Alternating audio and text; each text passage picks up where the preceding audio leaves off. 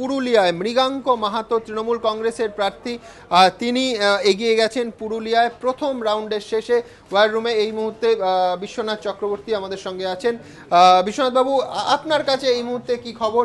গোটা রাজ্যে, গোটা দেশে যে বিজেপি হাওয়া, যে মোদি ঝড়, সেটা তো অবশ্যই মানে শুধু জানলা দরজা কাঁপিয়ে গেছে বললে ভুল হবে, কিন্তু এ রাজ্যে যথেষ্ট পরিমাণ ছুঁয়ে গেছে, কোনো সন্দেহের অবকাশ নেই। একেবারে এই ছুঁয়ে যাওয়াটা আবার অন্য, এখন যা বুঝতে পারছি, যা প্রাথমিক প্রবণতা, বিরোধী ভোটের বিভাজনের কিন্তু সুযোগটা বহু কেন্দ্রে তৃণমূল কংগ্রেস পাচ্ছে।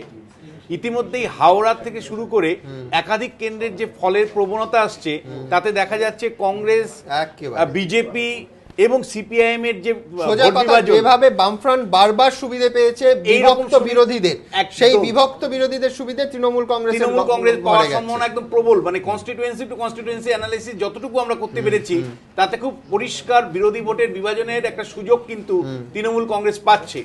অ্যাট দ্য সেম টাইম দুটো বিষয় কিন্তু উঠে এসছে ইতিমধ্যেই, যে বিজেপি উত্তর কলকাতার মতন জায়গাতে দ্বিতীয় পজিশনে আছে, দক্ষিণ কলকাতাতেও রীতিমতন ফাইটে আছে, মানে প্রাপ্ত ভোটের নিরিখে বাবুল সুপ্রিয় এগিয়ে রয়েছে। অন্য কনস্টিটিউয়েন্সি গুলোতে যে ভোট শেয়ার আসছে আমাদের কাছে, সেটাও কিন্তু উল্লেখযোগ্য।